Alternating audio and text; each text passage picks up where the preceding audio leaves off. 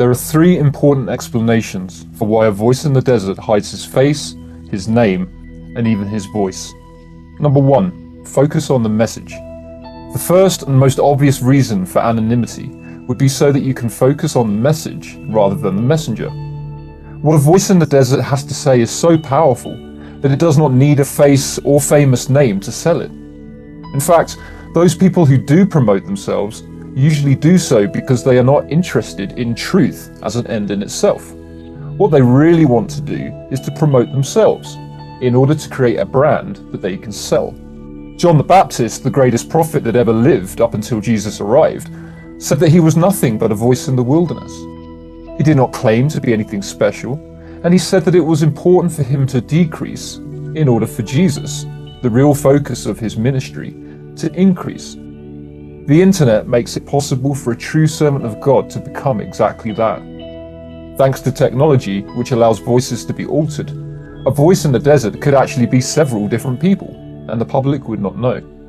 It could be a 12-year-old girl who doesn't even speak English, and still the message could get out with the same force by turning it into just one generic voice and giving it many different languages. Voice could be a mass murderer or even a serial rapist, and as long as you never have to meet him, you are still free to study what he says and to extract the truth in it without any fear. Ask yourself, is voice helping me to be a better Christian through what he says? And then ask yourself, are his critics helping me to be a better Christian? That is really all you need to know. The longer he stays anonymous, the better.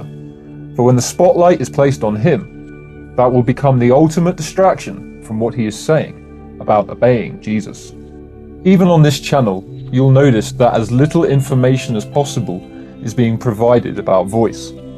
Sure, many of you already know his name, and a lot more. But the real question is whether you know Jesus and what he taught. For that is the message that a voice in the desert is dedicated to promoting. Number 2, avoid physical danger. The message that Jesus preached ended up in his execution. Was it because he did something wrong, or that he deserved what he got? No, of course not. It was because the message itself inflamed people. It convicted them, and they struck out in anger. Jesus said that the same persecution would stalk his followers. Have you never questioned why it is that Christians and Christianity today are promoted as being popular and as the key to worldly success? Such a contradiction is probably the most resounding proof that something vital has been left out of what is called Christianity today.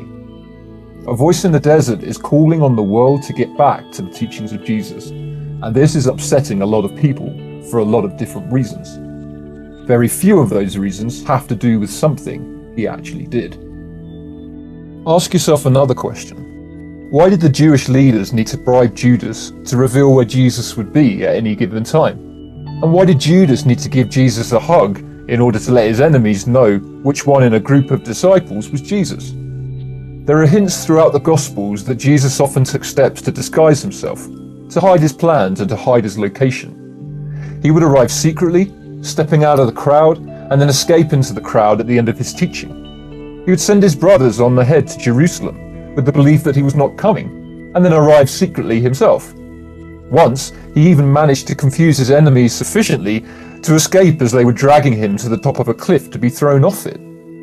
He had enemies who were constantly seeking to take him out, and so it made perfect sense for him to keep his identity and whereabouts secret whenever possible. A voice in the desert and others associated with him have been physically attacked, stalked, and targeted for persecution in many forms.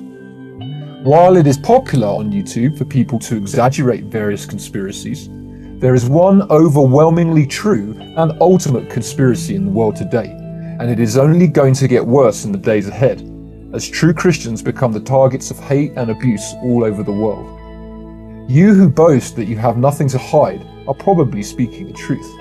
After all, if someone was to accuse you of being a Christian, it would be virtually impossible for them to provide enough evidence to convict you, wouldn't it? For Voice and those like him, it is quite a different story. Number 3, don't give the devil a stage. The Bible calls the devil the accuser of the saints.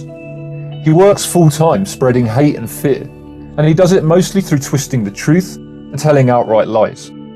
Sadly, people are more inclined toward hate and fear than they are toward love and faith.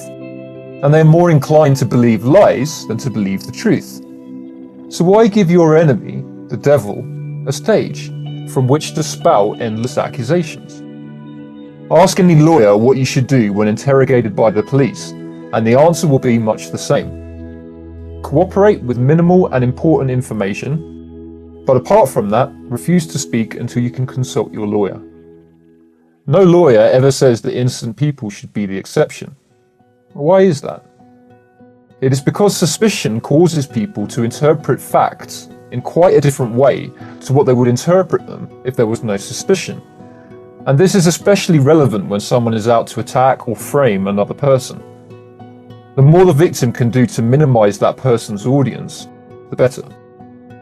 Disabling comments and isolating inquirers from one another is one of several different ways to minimize the audience.